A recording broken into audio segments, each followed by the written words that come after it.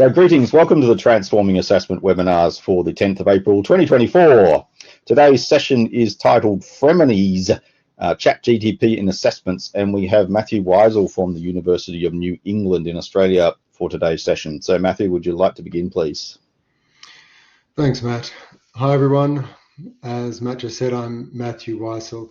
I'm standing in Anawan country on the east coast of Australia. I'm a lecturer in the business school at the University of New England. I guess the core part of what motivates me, just so you have some background here, is I love helping people see past the medium that they're working in and with in order to wrestle with subject content in a way that's relevant to their real worlds. So what that looks like is I love helping people to learn content. So students, when I'm teaching an MBA class, for instance, in a way that they can appropriate into their real worlds. That has a double-edged sword, though, and that's kind of where we come into today, because that also means that what's going on in their real world has to affect learning and the way we scaffold. Today's talk, as we work through it, you'll see is a bit of a mixtape that starts with the theory of dialogic assessment and grounds it in the really practical, possibly all too practical, world of generative AI. I piloted the different approaches that we'll talk through today across a number of different classes that I teach in the business school and also in the School of Computer Science here at UNE. And across all of these different classes, we have both quantitative and qualitative subjects and a variety of different assessments that kind of mix in and around all of those. But really the full spectrum is taught. What I plan to do, so long as there's interest and appetite, is we'll go through and kind of I'll give you a high-level background from where we are, and I guess try and hopefully add some voice and maybe some slides to some of the reasons why we're here. And then we'll pause and have maybe 5 minutes of quick QA quite near the start. And then from that, we'll then jump into some of the different assessment designs and try and leave a fair bit of time for QA towards the end as well. So as Matthew said, particularly if you've joined, then there'll be an opportunity you can ask questions via the chat window and also via microphone as well. The easiest way to get microphone is to put your hands up in the down the bottom of the screen. Okay, so that we lay a theoretical foundation and keep the theory about why we're coming here and what we want out of it as the actual focus, and don't let the problem become a focus, I want to kind of draw out these two distinctions. All of us are familiar with the concept around collaborative learning, and certainly in my case, my undergrad was aerospace engineering, and a large portion of how I got through that was actually through collaborative learning. I remember times when I'd be sitting in the study hall arguing with someone about a particular tute question that we had, and our first couple of questions might have looked fairly similar, and then somewhere through question 3 for that week, we had an argument. We both went our separate ways, and maybe our question 4 looked similar as well.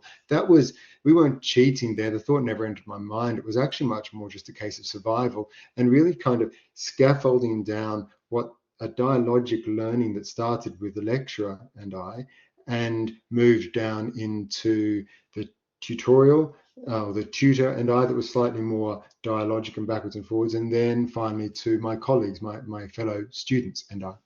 So that was the background. But then at the end of the term, the trimester, semester, we always had this individual assessment. So the idea was get as competent with the material as we worked through it, knowing that we're going to have this individual assessment. And the thing that stopped all of this getting out of hand was really the inefficiency in our communication. There was no way that I could really chat with anybody, even if I wanted to, in any of the exams. There was just, I didn't have the technology to do that. But it's increasingly both the content creation and communication technologies are overcoming these inefficiencies that we've rested on as kind of barriers here, and enabling now even geographically disparate students to collaborate throughout the full range of assessments.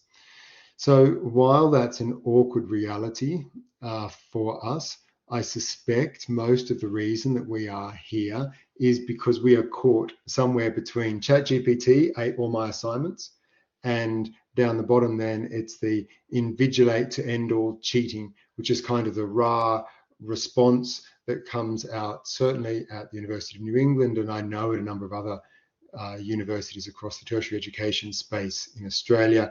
It's right, well, we need to collapse this back down, only have pencil and paper, only in many cases I know of assessments, mid-term assessments, so just what would once have been minor assessments actually now being reduced back to invigilated quasi-exams.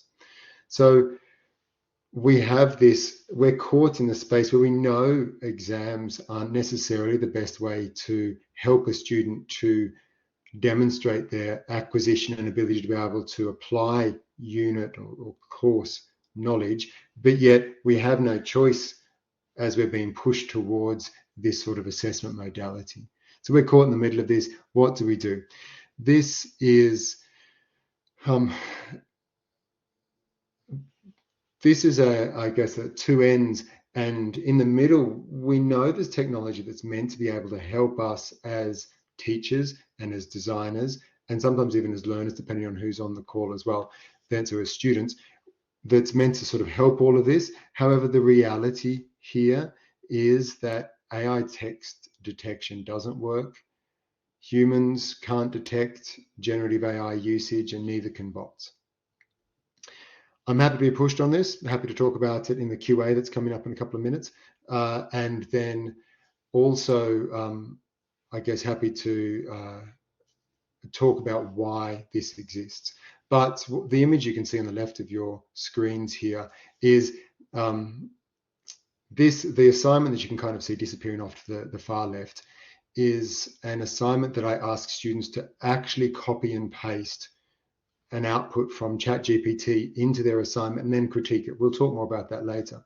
But in this case, even though I had explicitly asked students to do it, and this student had actually done it, I could see where the Gen AI output stopped and started.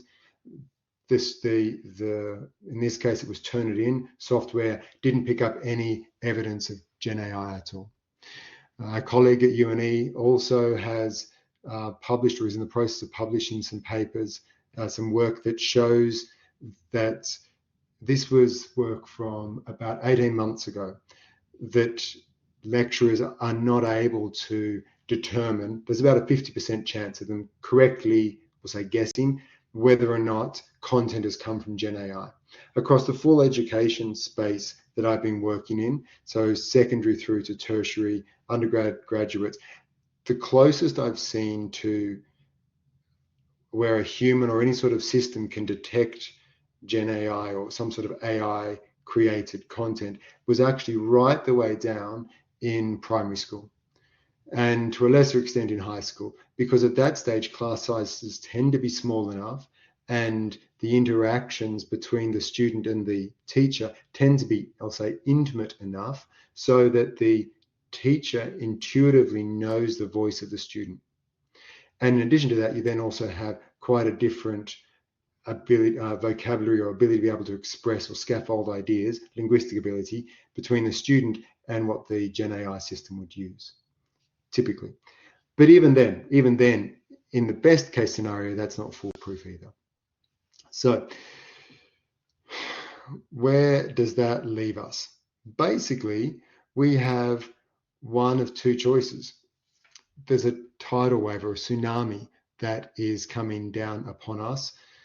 One side of our education market is using tools for the right and the wrong reasons, and there's very little in the way of structured systemic support that's happening for people in the teaching and designing education space. So either we learn to surf, my view is, either we learn to surf or we hitchhike with someone who can.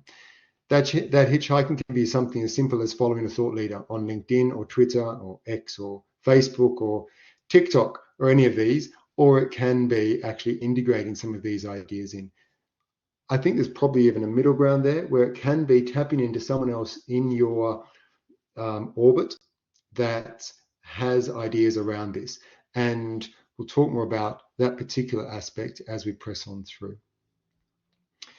So this talk that we're working through today, for me, comes in a series The first one is really getting involved. So the idea there is that we try and get everybody in the room to just talk about using Gen AI, ChatGPT, Google, Genesis, or any of these. And then we just try and normalize that actually this is a tool that can be used to help, or let me say a tool that can be used to create value. We then talk about this class, what we're stepping through today, the Frenemies idea, how we can actually maybe invert our understanding of these tools so that they can be useful. And then after that, we look at doing, I guess, more advanced usages of the same thing. So using bots, creating persistent learning environments. And then finally, kind of that, it's not really future gazing, but more exploring the second order reality of what we're starting to do. So look at Faustian bargains or AI enabled assessment, the sort of thing that you can only do if you're fully immersed in AI. So again, happy to talk about some of those things as well. Let's pause here and do a quick QA before we jump into these assessments. Let's not talk about the assessments in this QA at the moment, but if there's some specific experiences, I can see there's already some going into the chat already, then let's talk about those. Let's set a time limit on maybe 5 minutes, so then that way we leave some space towards the end as well. Okay, let me quickly hit some of the questions in the chat. If you want to put up your hand and ask questions using the remotes, then Matthew's already said that he can enable that for you, and we'll go from there. Okay, Nikki, yes, primary school students using Gen AI. Do you know, sometimes I've found that it's actually their parents using Gen AI to get out of the onus of having to do homework with them, which is just so inverted and horrible. But nonetheless, I've seen that come through. Through another, or it's a company that I've been made a director of to commercialize some of this research. Actually, they're doing some work in primary schools where the Gen AI systems are being used to personalize an education experience around that kind of create a learning environment, and then we ask backwards and forwards. Happy to talk some more about that if you want. Takes a village to raise assessment. Yes, Lorraine, you're dead right.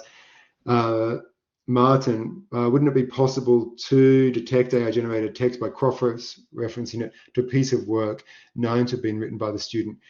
Really good point. So does everyone understand? I guess the way I've seen that happen before is you get a student to write some text in their own voice at the start of the semester or term, and then you cross-reference that back. In my experience, I've seen a couple of disconnects there. The first one is the obvious one. How do we know they actually wrote it? In theory, you can get them writing in pencil and paper in front of you. It doesn't entirely step away from that invigilation idea, but it's still a useful way. The other trick is you need to be able to draw a line of abstraction through all of the content that sort of wraps around what your experience, what their learning experience with you might be, in such a way that the sample piece could realistically stay the same as they work with you. Because obviously if it's on the course material, then their understanding of the course material will continue to grow and evolve as it goes through. There is a notable exception, that is if their whole, we'll say, expression in English or whatever the standard language is it's being used is nuanced enough so that it's obvious to tell that that student might speak English as a second language or French as a second language or whatever language the class is in. I try and stay away from that sort of delineation for a variety of different reasons. But still, it's a good idea if you can make that work. It's a good approach if you can make that work. Someone said, Jackie says, some of our classes have very large units with 700 plus students in it. I agree. I think this is trying to step away from that, having to invigilate or having to know the student's voice. At the end, if there's time and interest, happy to talk about a program that I have been trialing where I get MBA students, class size of about 70, to do a viva voce. That's just like a spoken defense, typically over Zoom, that kind of idea. But instead of me, it's actually an entirely synthetic bot who can understand the voice, the script in real time, and then can ask course-specific questions to test their theory, and all that gets recorded. And then you would just come through and watch that, or even what you can do is transcribe all of that and feed it into another bot, just as an idea. Martin, did I answer your question well enough? Matthew also says, developing AI literacy in both staff and students. Happy to chat about that again shortly. A lot of parents are using using Gen AI to help their kids learning. Good point.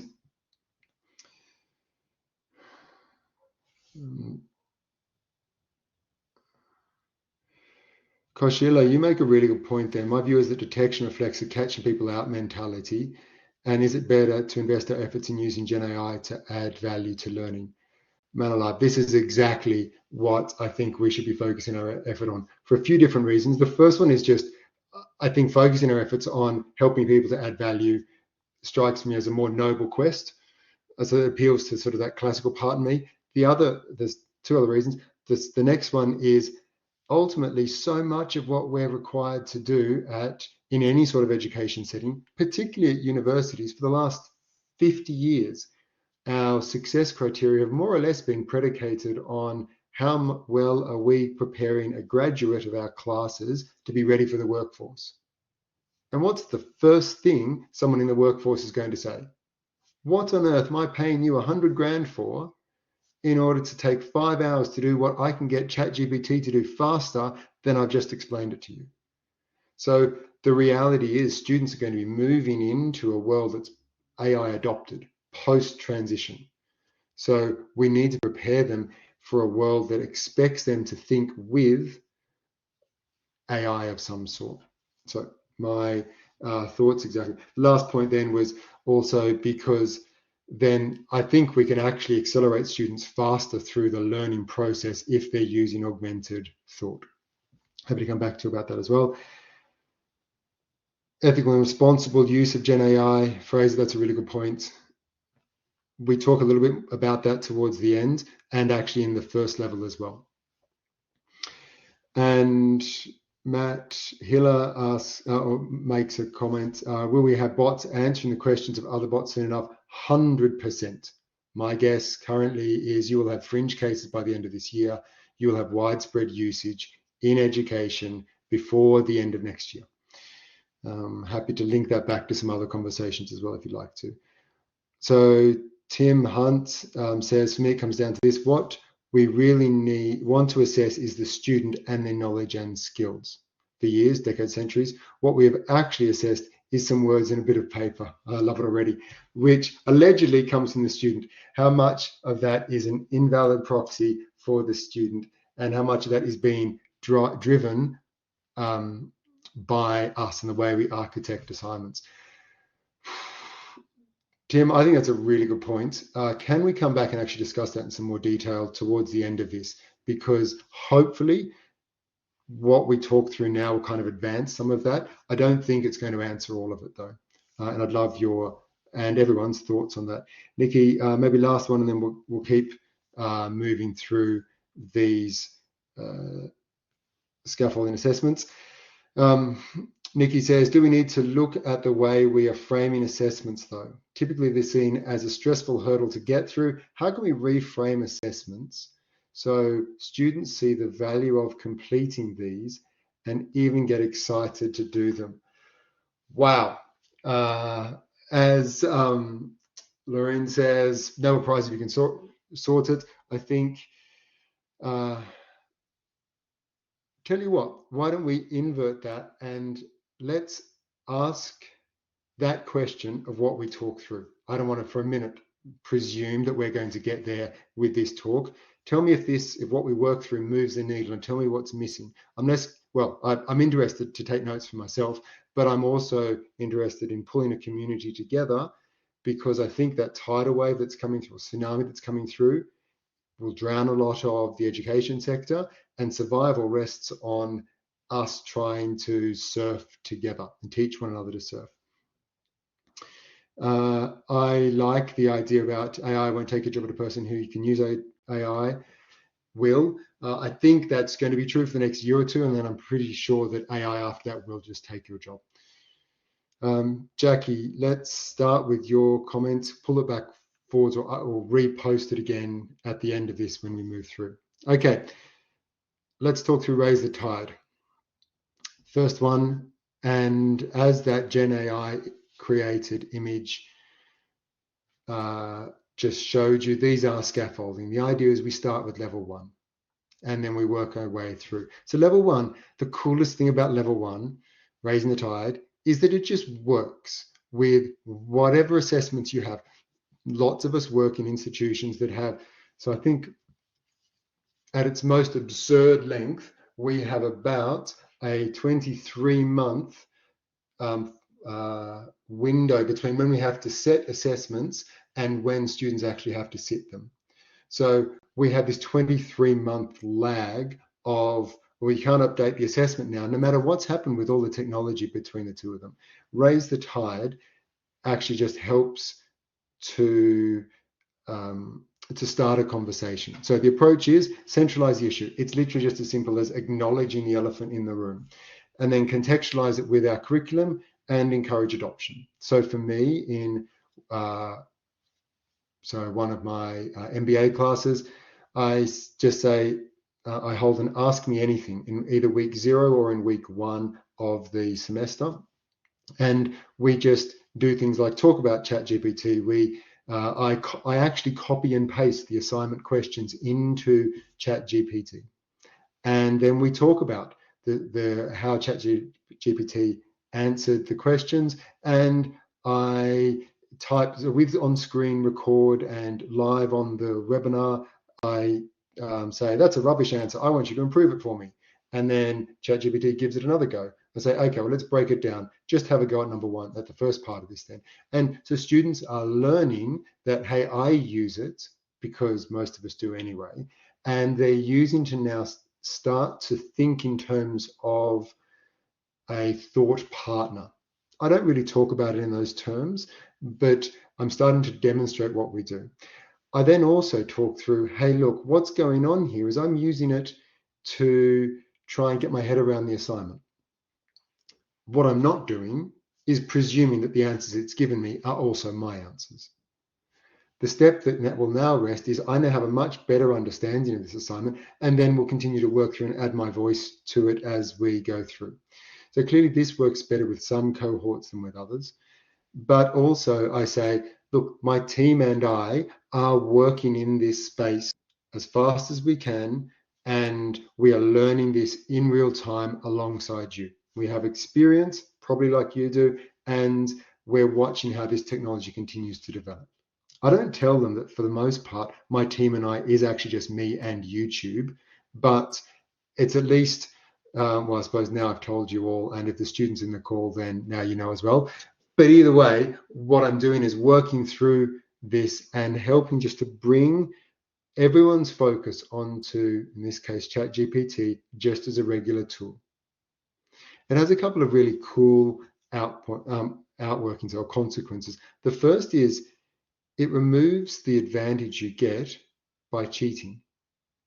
Because until you step into that space and actually talk about it like it's there, then you have an ethically diverse cohort. Some are prepared to cheat, to copy and paste things in and to use Gen AI and all the rest of it, but actually they're doing it with no governance, no instruction, no help at all. And then there's some who are not doing it at all. I know of some lecturers at UNE who actually just split their assignment into, did you use it? Yes, no. And if the answer is yes, or if the answer is no, then they look for a mark of 0. I've already explained why I don't think that's going to necessarily work. And then if students did use it or did say they did use it, then they're held to a higher standard. Personally, I think that only partially ameliorates the barrier here. I think actually we just open it up, acknowledge that a growing proportion of people are going to use it, and then try and direct their use of it. More about that to come. The other cool thing is it also reduces the busy work for everybody. If a student comes to me and says, oh, I've got so many assignments, I don't know where to start, then I'm like, well, have you asked ChatGPT? Have you asked it to give you some help? Because if you haven't, then why are you coming to me? If you have, then what did it say? And let's talk about some strategies. The other thing is, and this I love most of all, is I say in this Ask Me Anything at the beginning, if you can't write this well, then that means you should be expecting not to pass this unit. So don't come to me with rubbish, half-baked assignments, because you're expected to at least use all the tools that are out there. Exactly the same as you might be expected to use a dictionary or Grammarly or whatever else. So it sets the standard. Okay, moving on.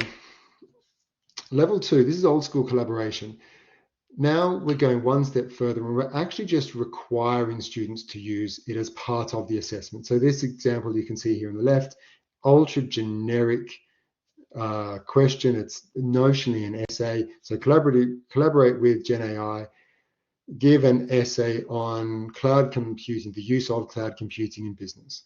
So they have to write an abstract. Section 1, the Gen AI collaboration, is a copying and pasting the question in and asking for, in this case, ChatGPT to give 500 words about how cloud computing can change the way a particular type of business is going to operate. So Australian tourism, for instance, or the finance industry in Indonesia, something like that. And then at that point, they have to critique it using their actual unit or course theory that they've acquired. And then finally, they then have to extend that answer and write it themselves. Think of it kind of like their part would be in a debating where you have 3 affirmative and 3 negative. Their response might be, the Gen AI comes in as the first affirmative speaker, their response would be the first speaker for the negative, and then they come back in and extend that argument as a second speaker of the affirmative. I guess that would be the way it would work. Useful for more than just qualitative or assessment, written assessment stuff. This could also work with maths-based assignments as well. In fact, one example, this is back in qualitative now, one example I've seen work really well in primary and high schools is the student is asked to work with a bot that's been told we're studying, I don't know, Roald Dahl's Charlie and the Chocolate Factory or something. And the bot asks the student, what was the novel about? And the student gives an answer, and the bot then responds with, oh, I thought it was actually about a girl named Charlie and a man who sold licorice instead of chocolate. Is this right? And then the student says, no, you've got that wrong, and has to correct it. And so you can see how they're using dialogue to refine and test the student's answers and understanding of the text. So in effect, we're kind of using that in a similar kind of way, albeit elevated and a bit more discrete. So moving on to level 3. Now we just go and encourage maximum utilization of Gen AI. The big difference is that the person, in this case a bearded version of me, has to stand there in front of a camera and present. If they've invested no effort and they've just copy and pasted the question into ChatGPT, and then it's given them a half-baked answer, then they have to stand there with their face in front of the camera and give a half-baked, waffly answer. If they want to work at it and use Gen AI or not, and actually really anchor down their ideas, then they can do that. But fundamentally, that would be the same process as what would be expected in a tutorial room, where at the end of it, one person from a group stands up and talks. The difference is now the group consists of the individual and an artificial intelligence bot. So the idea is it's really centralizing that personal accountability that comes out of a collaborative effort.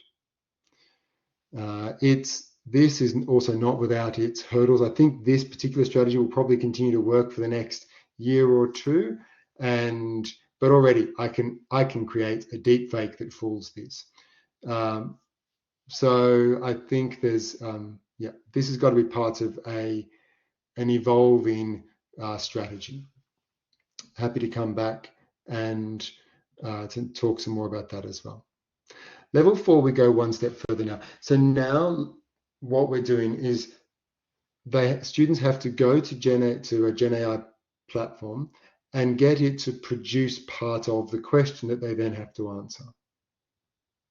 So in this particular case, what this looked like was the end goal was that students needed to create a quarterly sales report, the sort of thing that a sales manager for a chain store of retail shops might create for their executive quarterly sales or monthly sales meetings.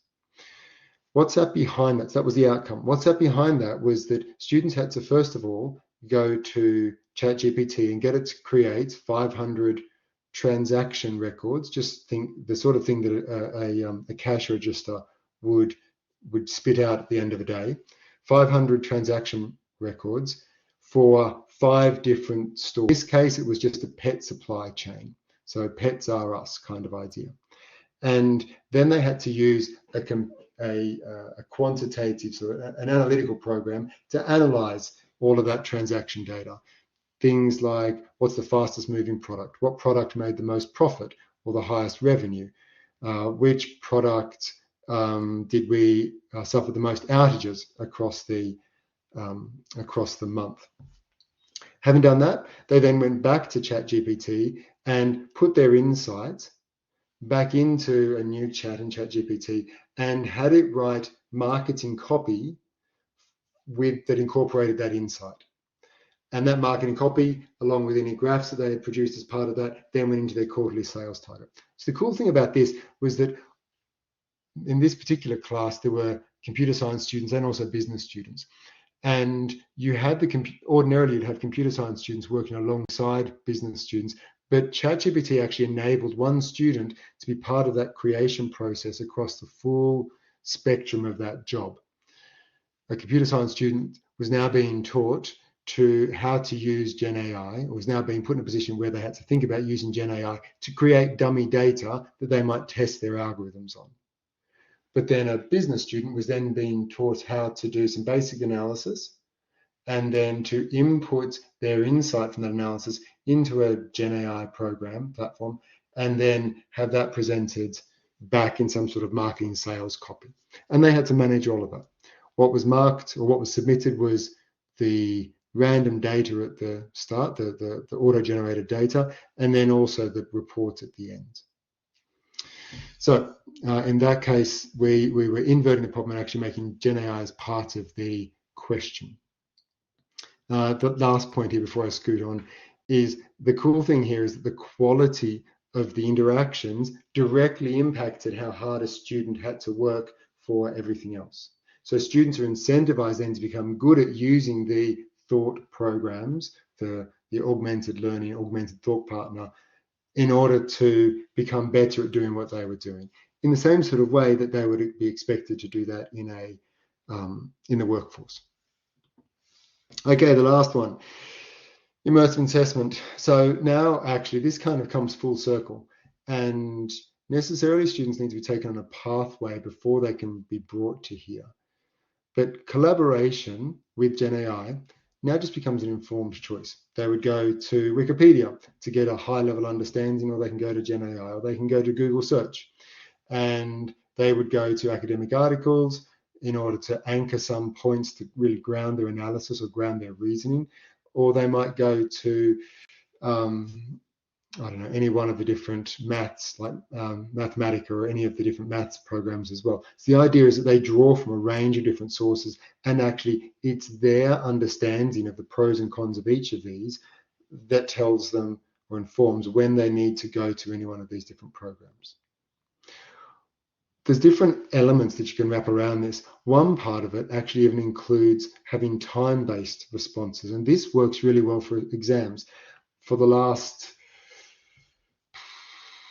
7 semesters, every single one of my classes that I've taught has had open internet exams.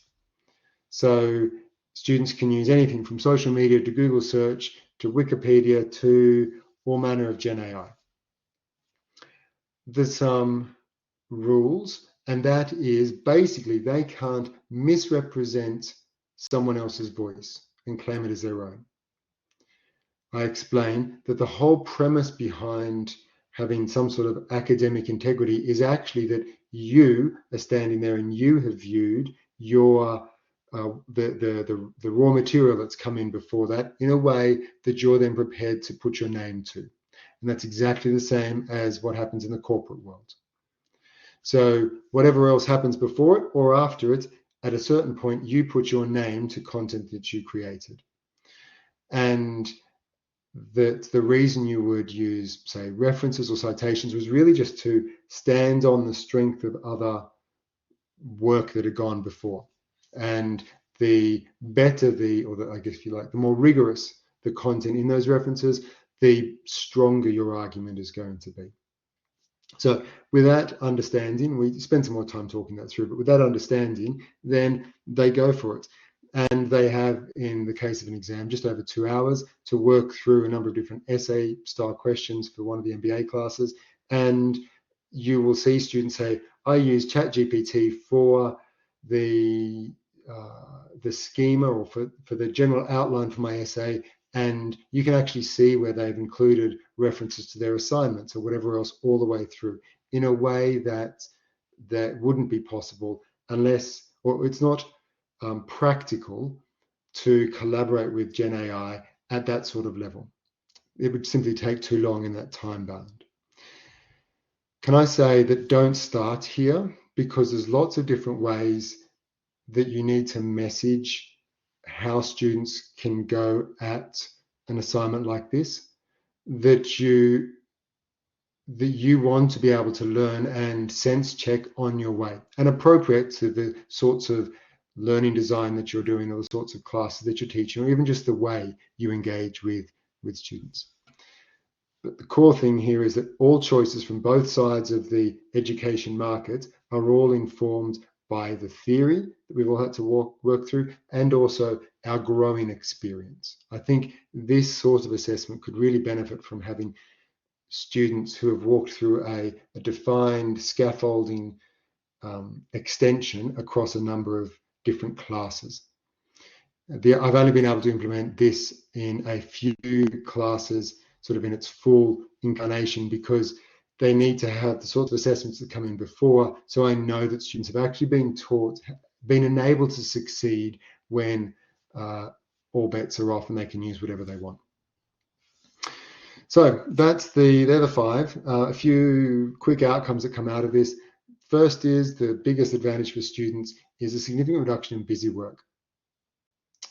In this case, I've seen students, in fact, I was talking with one middle of last week. The student is starting up a YouTube channel called the AI Student. I believe the handle, if you're looking for it on YouTube, is Achiever, so AI Achiever.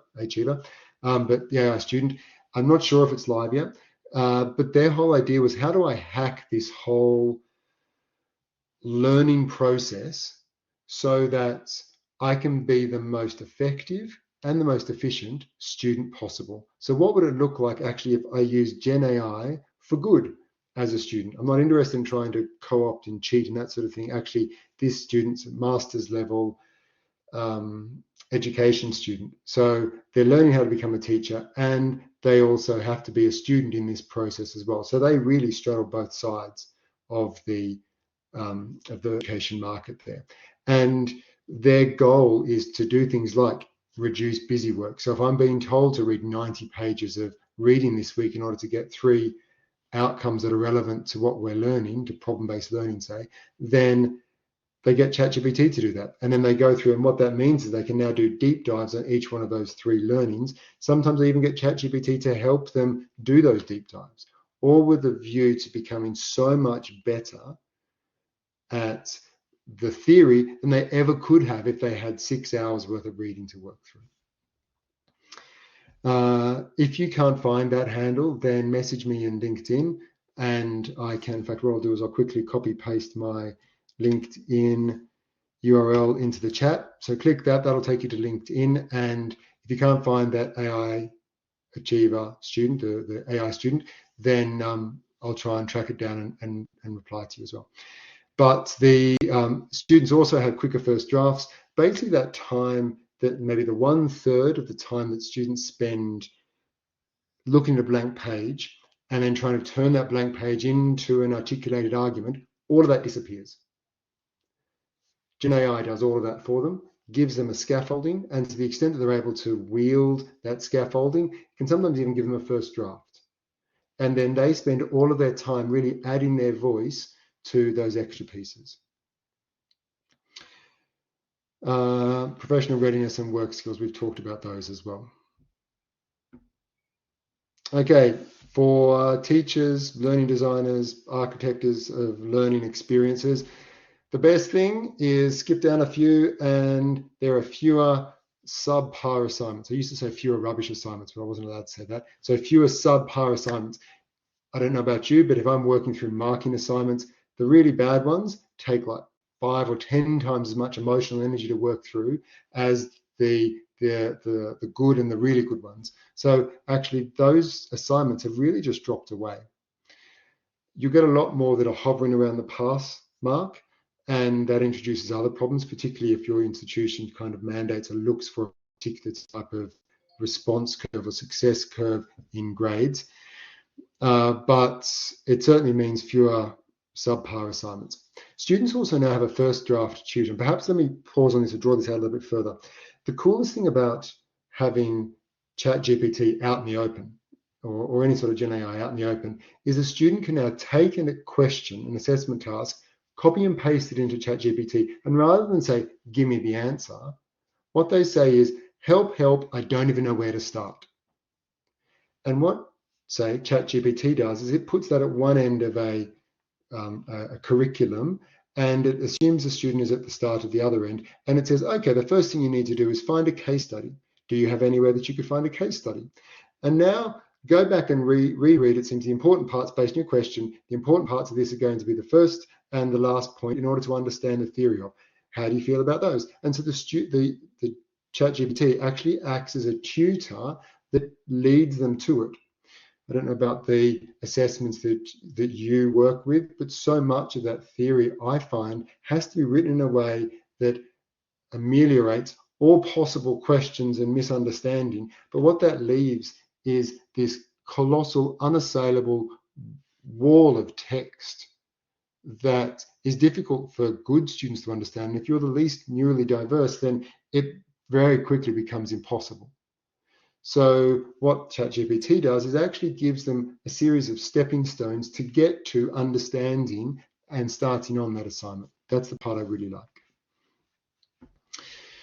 So concluding, my recommendation, learn to embrace ChatGPT or any of the other Gen AI programs as a tool in our daily lives, so that as we're now thinking about closing out that learning process, then we can start to think about it just as a tool that might be useful for us in whatever environment we're in. And then centralize and do this in a way that really centralizes and drives home the task of critical analysis. And I can see I've tried to keep some ideas around that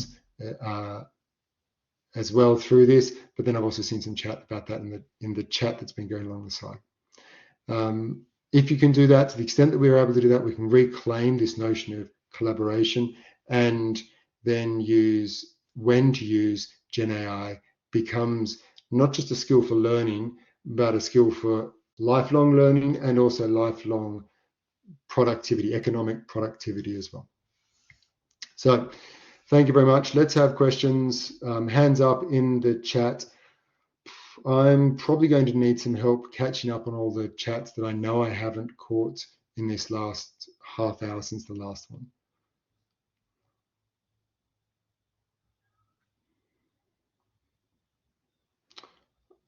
Okay, in the absence of anyone putting up their hand, I'll quickly, Beth.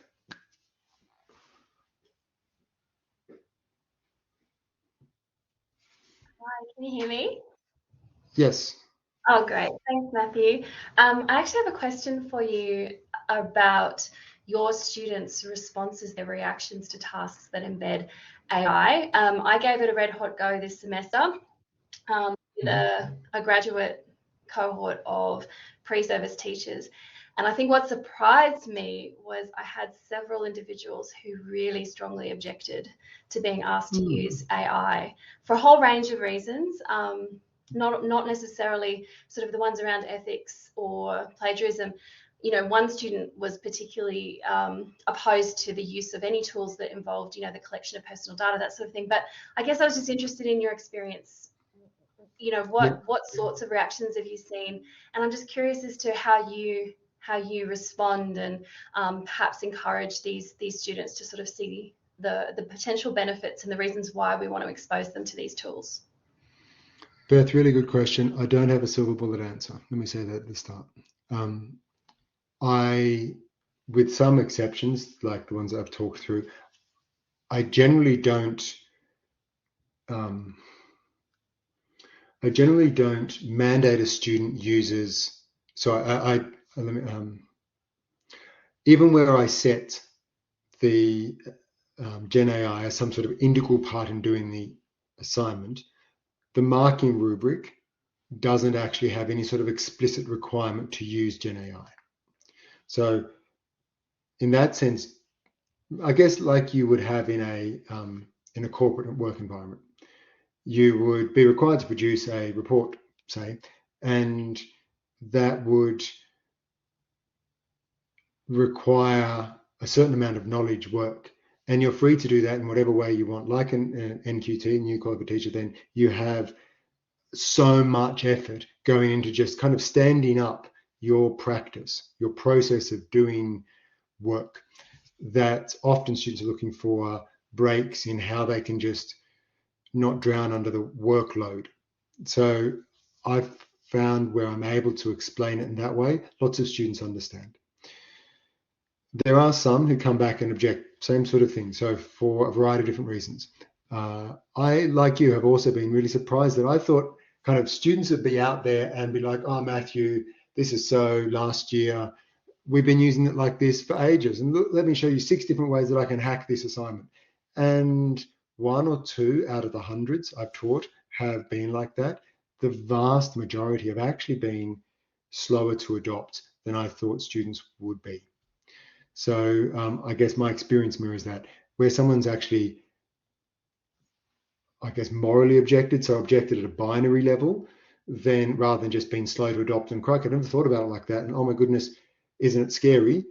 But actually, where someone's objected to it, then I've sat down and talked through ways that they could achieve a similar outcome, but not use it. Because I also have a background in computer science as well, I try and help them understand that actually the preserving data sovereignty is not like, and sort of isolating themselves from the connected world is not really practical. This call will be BB Colab will be collecting our data, we'll be collecting our names. Google Search does the same. Zoom does the same. Moodle or Canva or whatever you use will do the same. So actually helping them understand that there's some issues here and there's some issues that society has to address, but also opting out of all of that while studying, particularly in an online space, is difficult to reconcile, if nonsensical. Does that answer your question?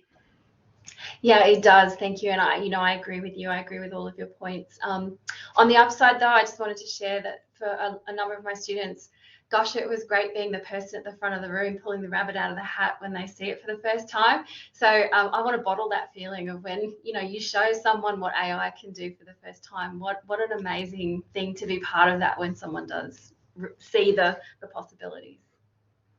I completely agree. And when I do that, I don't think there's a quick way I can flick back to it, but when I do that very first sort of get involved talk, then almost even so that people don't have that, oh my goodness, hide under a desk kind of a response, we start with, I want you all to pull it out and I want you to either go to chat.openai.com or open up the app you've already got installed and let's write a limerick. Let's write a limerick about Armadale, or let's write a limerick about computer science or whatever it is, and kind of help them have their own learning path that's manageable there. So, because otherwise they kind of get to the end, you're like, oh my goodness, everything about my world is changing, even as we're talking about it, and they kind of freak out. I don't know if that's been your experience as well, but certainly, yes, you're right. When you end up being the cool person in the room, it's great.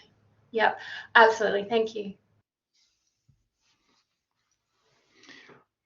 I can see one question, just while waiting for someone else to put a hand up. I can see one question or some comments in the chat around using Gen AI in maths and science. It might be worth commenting about that.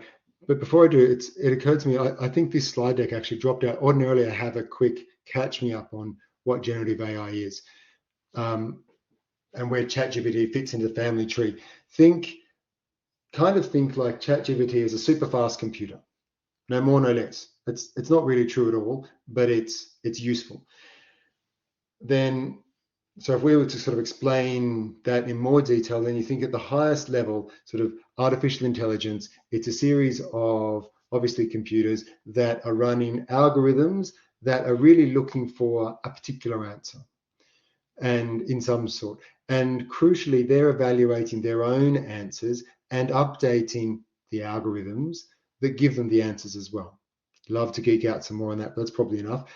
Within that, you then have some artificial intelligence algorithms, some AI models that have been pointed at colossally large volumes of text. So famously, some of the early large language models were pointed at aardvarks on Wikipedia, and they were told to go through and start learning about what the next word was. Just start at one end of Wikipedia and work your way through. And somewhere around, I don't know, Sierra or Tango or something, they were able to start to predict what that next word was going to be as they were working through it. So at that stage, we now have a model that's just trained by pointing in the right direction that can now start to guess what prose might look like. And also then by extension, understand the meaning behind prose when it's given to them. So that's large language models is what they're called, LLMs you might see. And then ChatGPT is just one of those. It's the most popular. It's like the Toyota Camry of all cars, I guess. And then ChatGPT is just one of the products that OpenAI, who I suppose would be Toyota in that example, have. They have DALL-E and they have a number of others like QStar and so on. That's how it works. What that means, though, is that the entirety of large language models are just built on statistical probability of the next word that you want, the next word that it's expecting you to want. And as a result, it gets a useful answer almost always. But it doesn't necessarily get the right answer. And that's where the maths and science comes back in, because often in maths and science, it's not just about expressing an idea, it's about deducing, not inferring or inducing, the actual right answer. So at that point, actually, Gen AI can be useful in some parts of that. As someone who's also a mathematician, I love the creation that goes in maths and maths problems. So it can be useful in the knowledge creation part in that maths, but actually in terms of doing that, often large language models aren't actually the tool because they build out a probability. OpenAI recognize that. They have another product called QStar, pre-released at the moment, which is kind of headed in that direction. Love to geek out some more about that if you want to as well. Any other questions?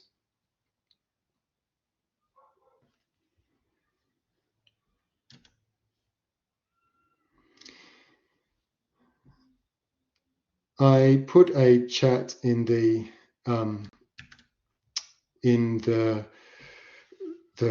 chat. I put a comment in the chat right back near the top that had just a post that I dropped onto LinkedIn today.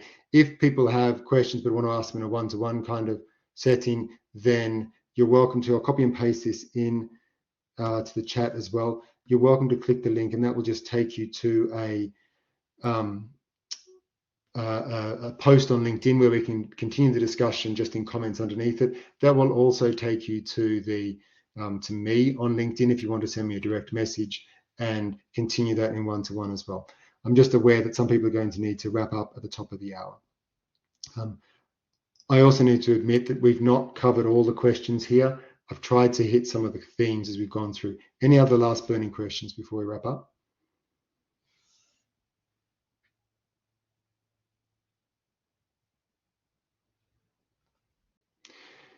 If not, then let me make a couple of quick comments on some of the questions I have seen or comments I've seen. I think Jackie makes a really good point here. we need to really focus in on building critical analysis, critical analytical skills in students. If we don't, then we end up with this knowledge gap.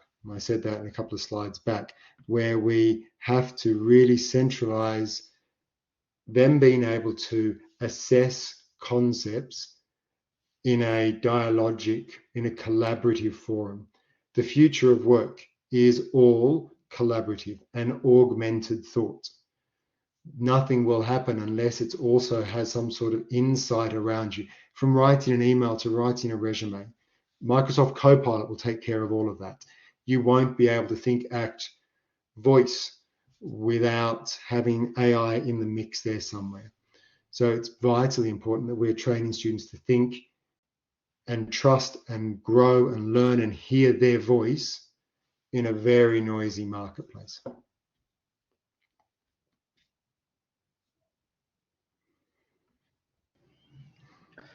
So we are on the hour, Matt. Thank you very much for your session. I'm just going to do the final promo. Whoops, I think I've gone past my slides. There we go.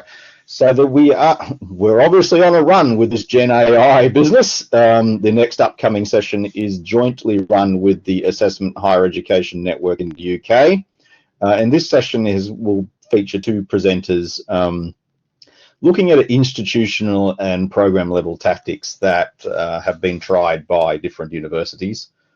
So have a look at that on our website. The booking page is now up.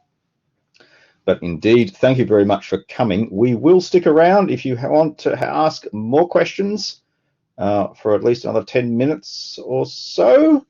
So you're welcome to do that. But at this point, I will say thank you very much, Matthew, and I will close the recording.